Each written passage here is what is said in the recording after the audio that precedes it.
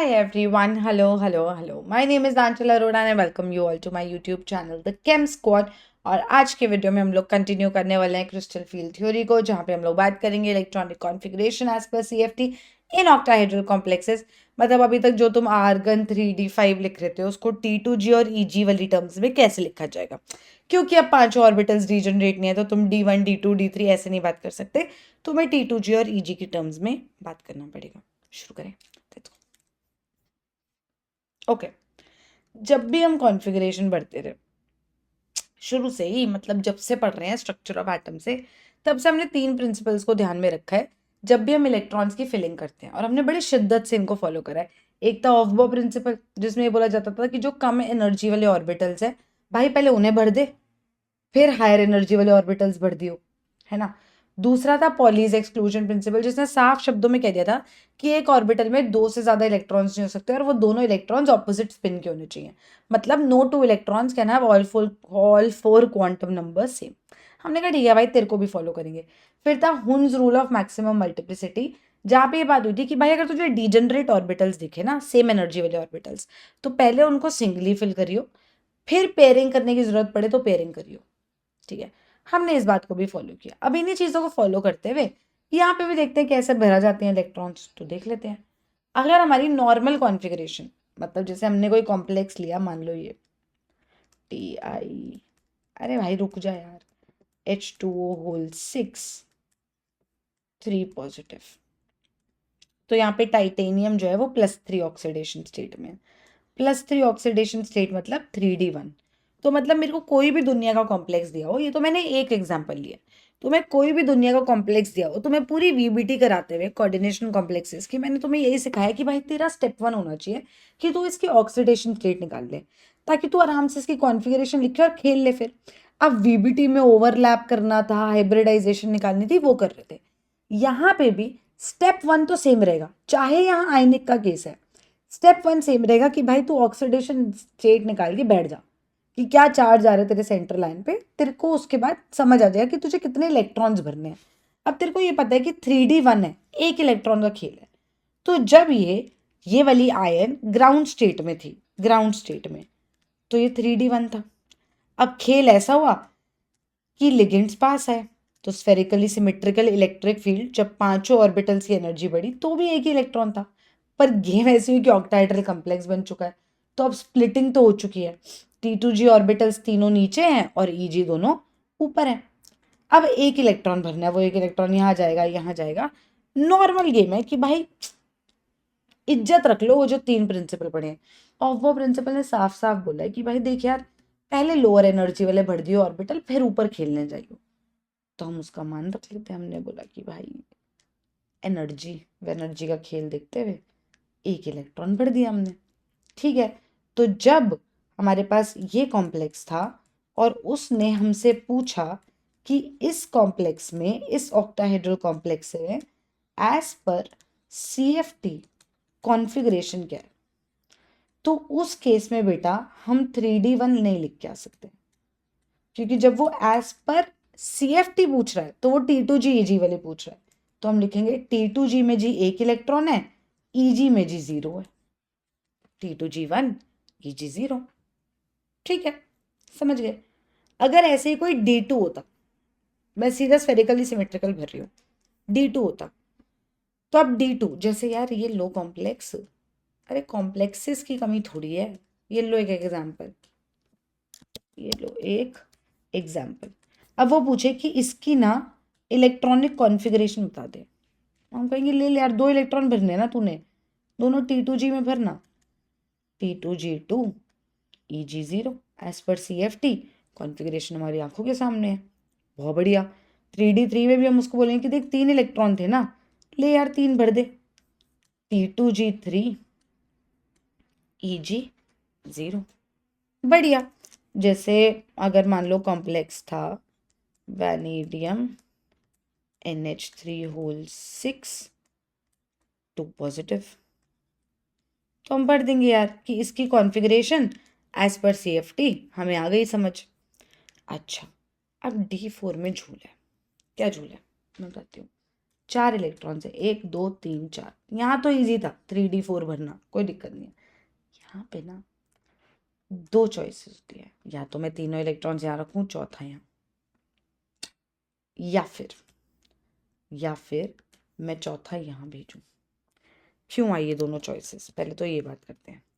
देखो, अगर मैं तुम्हें बोलूँ कि इलेक्ट्रॉन्स देने में, इलेक्ट्रॉन्स पेयर करने में एनर्जी खर्च होती है, तो तुम हाँ बोलोगे या ना बोलोगे?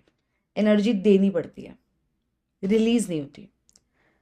इलेक्ट्रॉन्स पेयर हो रहे हैं तो उस केस में एनर्जी देनी पड़ती है, ये काम करवाना पड़ेगा। अभी एक डब्बे में 2 को रख रहे हो, रिपल्शन यार, मांडवली करानी पड़ती है ना, एनर्जी देनी पड़ती है। अच्छा, नीचे से ऊपर इलेक्ट्रॉन भेजने के लिए भी एनर्जी देनी पड़ती है, सही बात है। दोनों केस में एनर्जी देनी पड़ती है। तो ऐसे केस में जहाँ एनर्जी खर्च हो रही है, वहाँ बेटर केस क्या है कि कम एनर्जी खर्च हो या ज़्यादा एनर्जी खर्च हो। मतलब कोई भी कंपाउंड कैसे बनना चाहेगा कि उसको बनाने में कम एनर्जी खर्च होनी चाहिए या ज़्यादा एनर्जी खर्च करवाएगा वो खुद को बनवाने में, कोई भी चीज़ होने में कम एनर्जी। कोई भी चीज़ होगी तो वो पहले तो ये कोशिश करेगी कि यार स्टेबिलिटी मिल जाए, किसी की एनर्जी खर्ची ना हो, मैं एनर्जी इवॉल्व करूँ, मैं थोड़ी स्टेबल स्टेट पे आ जाऊँ। अगर मैं भी इतने एनर्जी पे हूँ तो मैं थोड़ी सी एनर्जी रिलीज कर दूँ एक्सोथर्मिक रिएक्शन करके और मैं इस एनर्जी पे आ जाऊँ, वो उसके लिए बेस्ट केस सिनेरियो है। पर अगर हमें एनर्जी देनी पड़ रही है तो कहेगा यार बेचारे कम ही खर्चो तो ठीक है, ज़्यादा खर्चो तो बढ़िया चीज़ नहीं है। तो अब चॉइस होती है, अब हमें ये चूज़ करना होता है। देखो देखो दुविधा देखो, या तो ये पेयर करने में कुछ एनर्जी खर्च होगी, पी बोल देते हैं उसको, या तो इसको ऊपर भेजने में कुछ एनर्जी खर्च होगी जो इस एनर्जी गैप के इक्वल होगी, डेल नॉट, है ना। यहाँ से यहाँ इलेक्ट्रॉन भेजेगा तो इतनी एनर्जी देगा ना जो एक्स्ट्रा है। भाई इस सीढ़ी पे तू है, इस सीढ़ी पे जाना है, बीच में 2 सीढ़ियाँ तो 2 पार करनी पड़ेंगी ना, समझ आई। इतनी एनर्जी पे 10 किलो जूल तेरे पास है, वहां तक पहुंचने के लिए तुझे 20 किलो जूल चाहिए, तो तुझे 10 किलो जूल डलवाना पड़ेगा ना, है ना। अभी तेरी गाड़ी में 5 किलोमीटर तक के डिस्टेंस का पेट्रोल है, तुझे जाना 15 किलोमीटर है, तो तेरे को 10 किलोमीटर तक का पेट्रोल तो और डलवाना ही पड़ेगा ना to reach that final point, right, that has to be done. तो अगर इसको नीचे से ऊपर भेजना है तो ये जो एनर्जी गैप है, ये जो डेल नॉट है, इतनी एनर्जी मुझे देनी पड़ेगी। तो अब दुविधा ये है, कि कहाँ ज़्यादा फायदा है, कहाँ ज़्यादा फायदा है कि नीचे पेयरिंग करा दूँ, कम एनर्जी खर्च हो तो मैं पेयरिंग करा के वहीं छोड़ दूँ, या ऊपर भेजने में कम एनर्जी खर्च हो तो मैं ऊपर भेज दूँ। तो अगर मेरा पेयरिंग कराने से कम एनर्जी खर्च हो रही है तो मेरी कॉन्फ़िगरेशन कुछ ऐसी दिखेगी T2G की, और EG होएगा 0, तब मेरी कॉन्फ़िगरेशन होगी T2G4 EG 0। और अगर मेरी पेयरिंग कराने में ज़्यादा एनर्जी लग रही है और ऊपर भेजना आसान है तो मैं इलेक्ट्रॉन ऊपर भेज दूंगी और मेरी कॉन्फ़िगरेशन होगी T2G3 EG1। अब भाई D4 की कॉन्फ़िगरेशन क्या है, दोनों केसेस हैं। जब ये गैप कम है, del naught is less than जो पेयरिंग चाहिए, तो वो 3 इलेक्ट्रॉन यहाँ चौथा ऊपर भेज देगा। लेकिन जब ये एनर्जी गैप ज़्यादा है, ये गैप पेयरिंग कराने में जो एनर्जी देनी है उससे ज़्यादा है, तो चुपचाप इलेक्ट्रॉन पेयर हो जाएगा। 2 केस सिनेरियो बनते हैं, या तो मेरी कॉन्फ़िगरेशन होगी T2G3 EG1, या तो होगी बेटा T2G4 EG0। और ये मैंने फिगर आउट कैसे किया, मैंने फिगर आउट किया जुगाड़ से। मुझे ये समझ आया कि यार देख, दोनों केसेस में एनर्जी देनी है, इलेक्ट्रॉन पेयर कराओ तब भी एनर्जी देनी है, और इलेक्ट्रॉन ऊपर वाले माले पे भेजो तब भी एनर्जी देनी है। कहाँ कम एनर्जी देनी है वो फायदा है।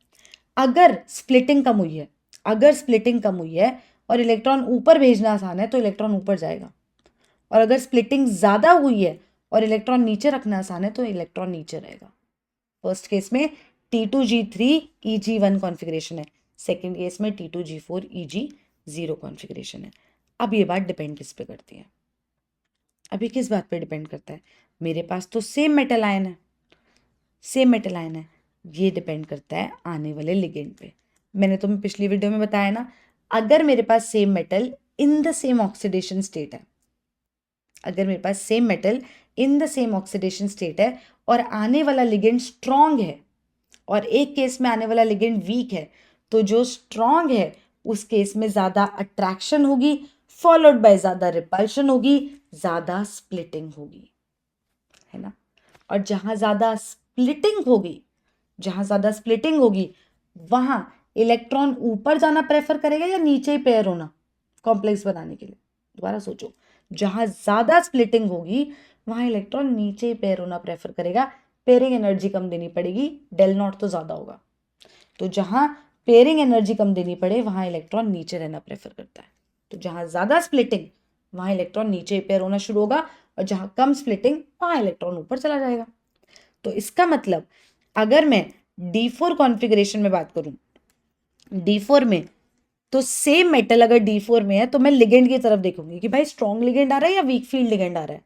स्ट्रॉन्ग फील्ड लिगेंड आ रहा है, ज्यादा फील्ड लेके आ रहा है वो लिगेंड, तो ज्यादा रिपल्शन होगी इलेक्ट्रॉन्स को, ज्यादा रिपल्शन होगी तो ज्यादा स्प्लिटिंग होगी। तो फिर उस केस में T2G में ही पेयरिंग होगी, pairing would be less than del naught. और अगर वीक फील्ड लिगेंड आ रहा है तो स्प्लिटिंग उतनी होगी नहीं, इलेक्ट्रॉन बोलेगा यार पेयरिंग में ज्यादा एनर्जी खर्च हो रही है, चलो ऊपर चलें। समझे? तो पेयरिंग में एनर्जी यूज होती है, इलेक्ट्रॉन नीचे से ऊपर जाता है तो भी एनर्जी यूज होती है, दोनों केस में यूज हो रही है। फायदा कहाँ है वो देखा जाता है जब बेटा ये जो गैप है डेल नॉट, ये del naught less than pairing energy है। बेटा ये भी देने वाली एनर्जी है, ये भी देने वाली एनर्जी है।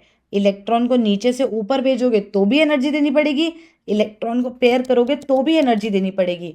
अगर नीचे से ऊपर भेजने वाली एनर्जी कम है तो कॉन्फ़िगरेशन ऐसे दिखेगी, जिनको हम हाई स्पिन कॉम्प्लेक्सेस कहते हैं। सब स्पिन सेम स्पिन के हैं तो स्पिन मल्टीप्लिसिटी ज्यादा आएगी ना, तो हाई स्पिन कॉम्प्लेक्सेस कहते हैं। पर अगर ये जो क्रिस्टल फील्ड स्प्लिटिंग है इसकी वैल्यू ज्यादा है और ये पेयरिंग एनर्जी से ज्यादा वैल्यू हो गई, तो इलेक्ट्रॉन बोलेगा कि भाई एक सेकेंड पेयर हो लेते हैं, तो वो नीचे ही पेयर होना शुरू होगा, स्पिन मल्टीप्लिसिटी कम रहेगी, पेयरिंग होनी शुरू हो गई ना, तो इनको लो स्पिन कॉम्प्लेक्सेस बोलते हैं। समझे? तो ये सब लिगेंड पे डिपेंड करता है। तो कभी भी तुम्हें D4 कॉन्फ़िगरेशन दिखी, मेटल आयन, तुमने एक मेटल लिया, तुमने उसकी ऑक्सीडेशन स्टेट निकाली, उसके अकॉर्डिंग वो तुम्हें आर्गन 3D4 दिख रहा है, तो तुम नजर मारोगे कि भाई लिगेंड कैसा है, लिगेंड कैसा है, वो लिगेंड वीक फील्ड लिगेंड है या स्ट्रॉन्ग फील्ड लिगेंड है। अगर वो स्ट्रॉन्ग फील्ड लिगेंड है तो इसका मतलब स्प्लिटिंग होगी ज्यादा, और अगर स्प्लिटिंग होगी ज्यादा तो फिर इलेक्ट्रॉन बोलेगा भैया पेयर हो जाते हैं, और अगर स्प्लिटिंग होगी कम in case of weak field ligand तो इलेक्ट्रॉन ऊपर भागेगा। और इसी तरीके से हमारी कॉन्फ़िगरेशन डिसाइड होती है। तो वो जो 3D4 है उनको हम दो तरीके से लिखते हैं। अगर हम वीक फील्ड लिगेंड की प्रेजेंस में देखें जहाँ कम स्प्लिटिंग हुई है तो 3 इलेक्ट्रॉन T2G में, चौथा पेयर होने की बजाय ऊपर जाना प्रेफर करता है, कॉन्फ़िगरेशन आ जाती है T2G3 EG1। नेक्स्ट केस में T2G3 तो हो गया, चौथा इलेक्ट्रॉन क्योंकि स्प्लिटिंग ज्यादा है कहेगा यार पेयरिंग करने में कम एनर्जी देनी पड़ेगी, तो कॉन्फ़िगरेशन हो जाएगी T2G4 EG0। तो whenever you encounter something with a 3D4 configuration you have to focus on the ligand कि वो वीक फील्ड लिगेंड है या वो स्ट्रॉन्ग फील्ड लिगेंड है। क्योंकि अगर वो स्ट्रॉन्ग फील्ड लिगेंड होगा तो भैया फिर उसकी कॉन्फ़िगरेशन होगी ये, अगर वो वीक फील्ड लिगेंड होगा तो फिर उस कॉम्प्लेक्स में मेटल की कॉन्फ़िगरेशन होगी ये। खत्म नहीं हुई अभी बात, देखते हैं D5 में भी सोचना पड़ सकता है। अगर तुमने कोई कॉम्प्लेक्स दिया, देखो मैं तुम्हें स्टेप 1 शुरू से बताती हूँ, हर बार मेरा गला दर्द हो जाता है फिर भी मैं बताती हूँ। तो तुम्हारा स्टेप 1 होगा कि भाई तुम ऑक्सीडेशन स्टेट ऑफ मेटल निकालो, उसके अकॉर्डिंग उसके डी इलेक्ट्रॉन्स देखो कितने हैं। अगर उसके डी इलेक्ट्रॉन्स तुम्हें D5 दिखे, 3D5 कॉन्फ़िगरेशन उसकी दिखी, उस केस में तो मैं सोचोगे कि ठीक है, स्फेरिकली सिमेट्रिकल इलेक्ट्रिक फील्ड में तो 3d5 ऐसे होगा। अब क्योंकि 5 इलेक्ट्रॉन्स है तो तुम 3 भर दोगे, फिर चौथे पे डाउट आएगा, फिर पांचवे पे डाउट आएगा, तो तुम्हारी नजर पड़ेगी फिर से लिगेंड पे। अगर तो वो वीक फील्ड लिगेंड है तो स्प्लिटिंग कम होगी, अगर वो स्ट्रॉन्ग फील्ड लिगेंड है तो स्प्लिटिंग ज़्यादा होगी। और अगर स्प्लिटिंग कम तो चौथा इलेक्ट्रॉन बोलेगा मैं भी चला ऊपर, पांचवा बोलेगा मैं भी चला ऊपर, पेयरिंग कौन करेगा? तो कॉन्फ़िगरेशन हो जाएगी T2G3 Eg2। अगर अगर स्प्लिटिंग ज्यादा है तो इलेक्ट्रॉन्स पेयर होना प्रेफर करेंगे या ऊपर जाना? गैप ज्यादा है तो ये पेयर हो जाते हैं। 3 इलेक्ट्रॉन्स ये रहे, चौथा कहेगा भैया मैं भी चुपचाप पेयर हो गया, पांचवा कहेगा भैया मैं भी चुपचाप पेयर हो गया, ऊपर नहीं जा रहे, ज्यादा एनर्जी खर्च हो जाएगी। तो T2G5 Eg0, it depends on the ligand. ठीक है, think about think about 3d6। अगर तुम्हारे पास एक मेटल है जो एक कॉम्प्लेक्स में है, तुमने उसकी ऑक्सीडेशन स्टेट निकाली वगैरह वगैरह, और तुम उसकी कॉन्फ़िगरेशन तक पहुंच गए, जैसे मैंने तुम्हें वीबीटी में सिखाया, और तुम्हें समझ आ गया कि भाई 3d6 है ये। अब सोचो, क्या उसकी कॉन्फ़िगरेशन CFT वाली डिपेंड करेगी लिगेंड पे या नहीं? Pause the video, take your time, do it and then we'll do it together. तुम्हें क्या लगता है, डिपेंड करेगा कि नहीं? जी, I hope the answer is yes, depend करेगा। अगर मैं आर्गन 3d6 में हूँ तो मुझे पता है कि भाई वो स्फेरिकली सिमेट्रिकल तक तो ऐसे ही होगा, है ना, ग्राउंड स्टेट स्फेरिकली सिमेट्रिकल, फिर स्प्लिटिंग हो गई। तो मुझे पता है 6 इलेक्ट्रॉन भरने हैं, भाई 3 तक मेरे जीवन में कोई दिक्कत नहीं थी, चौथा पांचवा छठा सोचना है मुझे। कैसे? अगर वीक फील्ड लिगेंड होगा तो स्प्लिटिंग कम होगी, इलेक्ट्रॉन बोलेगा भैया मैं चला ऊपर, पांचवा बोलेगा भैया मैं चला ऊपर। अब छठे का क्या करेंगे हम? उसको तो पेयर होना ही पड़ेगा, लेकिन वो नीचे वाले में पेयर होगा या ऊपर वाले में? वो नीचे वाले में पेयर होगा। क्यों मैम, आपने कैसे डिसाइड किया? अब सोचना यार, पेयरिंग में क्या खर्च हो रही है? एनर्जी। ऊपर भेजने में क्या खर्च हो रहा है? एनर्जी। अगर तूने ऊपर भेज के पेयरिंग की तो तू 2 बार एनर्जी खर्च कर। ऑफ बो प्रिंसिपल भी तो लगा, पहले तो नीचे वाला ही पूरा भरना। चल तू वो भी छोड़ दे, तू बोले ऑफ बो तो मैम वैसे ही नहीं समझ आ रहा था, छोड़ना। तू अपना लॉजिक लगा, तेरे को एनर्जी खर्चनी है पेयरिंग कराने में एंड ऊपर भेजने में। तूने बोला मैं तो ऊपर वाले के साथ पेयरिंग कराऊंगा, भाई पागल है क्या? ऊपर भेजने में पहले तू एनर्जी खर्च कर, फिर पेयर कराने में क्यों करेगा अपने साथ मॉलिक्यूल ऐसा, आयन ऐसा अपने साथ क्यों करेगा? कोई करेगा ही नहीं। वो बोलेगा नीचे पेयरिंग कराऊंगा, जब एनर्जी खर्च हो रही है तो नीचे होगी। तो इस केस में कॉन्फ़िगरेशन हो जाएगी T2G4 Eg2। अगर स्ट्रॉन्ग फील्ड लिगेंड हुआ और स्प्लिटिंग हो गई भैया बहुत ज़्यादा, 3 इलेक्ट्रॉन तो भर लिए तुमने, चौथा कहेगा मैं तो चुप्पे से पेयर हो रहा हूँ भाई, मैं नहीं जा रहा ऊपर, इतनी एनर्जी थोड़ी खर्चेंगे। पांचवा कहेगा मैं भी पेयर हो जाता हूँ, नीचे पेयरिंग एनर्जी कम देनी पड़ेगी। छठा कहेगा नीचे जगह तो है ही, मैं भी वहीं बैठ जाता हूँ। तो कॉन्फ़िगरेशन हो जाएगी T2G6 Eg0। समझे? 3d7 सोचना। तुम्हें मैंने एक कॉम्प्लेक्स दिया, उसमें सेंट्रल एटम जो है, सेंट्रल मेटल जो है, उसकी ऑक्सीडेशन स्टेट आई X+, और उस X+ ऑक्सीडेशन स्टेट में उसकी कॉन्फ़िगरेशन है आर्गन 3d7। मुझे बताओ, स्ट्रॉन्ग फील्ड लिगेंड और वीक फील्ड लिगेंड पे नजर मारनी पड़ेगी कि नहीं? तुम्हें क्या लगता है, मारनी पड़ेगी कि नहीं? मारनी पड़ेगी यार। अगर अपनी कॉन्फ़िगरेशन है आर्गन 3d7 तो स्फेरिकली सिमेट्रिकल तक तो मैं 7 भर दूं भाई। अब गेम तो मुझे T2G की खेलनी है। देखो 3 के ऊपर भरना है, तो या तो 4 5 6 7 ऐसे हो, या तो 1 2 3 4 5 6 7 ऐसे हो। डिपेंड करता है लिगेंड पे। अगर वीक फील्ड लिगेंड है तो इलेक्ट्रॉन ऊपर भेजना आसान है एज कम्पेयर टू पेयर कराना। तो जब पहले 3 इलेक्ट्रॉन भर जाएंगे तो चौथा ऊपर जाएगा, पांचवा ऊपर जाएगा। अब छठे और सातवें ने पेयर होना है। अब दिमाग लगाना, नीचे पेयर करने में एनर्जी खर्च हो रही है, ऊपर भेज के पेयर करने में, ऊपर भेजने में एनर्जी लग रही है और पेयर करने में भी लग रही है, तो नीचे पेयर करना इज बेटर। तो कॉन्फ़िगरेशन हो जाएगी T2G 1 2 3 4 5 ते EG2। नीचे वाले केस में अगर स्ट्रॉन्ग फील्ड लिगेंड है तो गैप इतना ज़्यादा है, क्या भाई पेयर होता है तो पेयर करा दे यार, पहले उधर कम एनर्जी खर्च होगी। तो 3 के बाद चौथा तुमने पेयर किया, पांचवा पेयर किया, छठा पेयर किया, अब सातवें को कहीं तो भेजना है, ऊपर ही भेजोगे फिर। T2G6 EG1। देख लो कॉन्फ़िगरेशन अलग है लिगेंड अलग होने से। स्ट्रॉन्ग फील्ड वीक फील्ड कैसे फिगर आउट करोगे सब कुछ VBT में बताया है, पूरी सीरीज दी है स्पेक्ट्रोकेमिकल सीरीज, वहीं पे तुम्हें बताया है। तुम्हें कैसे पता चलेगा किसको स्ट्रॉन्ग मानना है किसको वीक, सब कुछ बताया है मैंने उस वीडियो में VBT की, वॉच दैट। इसका बेसिक्स मैंने वहीं क्लियर करा हुआ है, और जिन्होंने वो वीडियोस देखी है वो यहाँ पे बहुत अच्छे से रिलेट कर पा रहे हैं। तो अगर तुम्हें थोड़ी सी भी शंका है कि यार मेरे को ना उतना रिलेट नहीं हो रहा है, तो पहले वो वीडियो देखिए जाके, वो देखो। 3D8 में सोचना पड़ेगा मुझे लिगेंड के बारे में, या दोनों केस में सेम ही कॉन्फ़िगरेशन आएगी, चाहे स्ट्रॉन्ग फील्ड लिगेंड लो चाहे वीक फील्ड, या मुझे सोचना पड़ेगा 3D8 के केस में? सोचो, मुझे ये बता, तुम सोचो।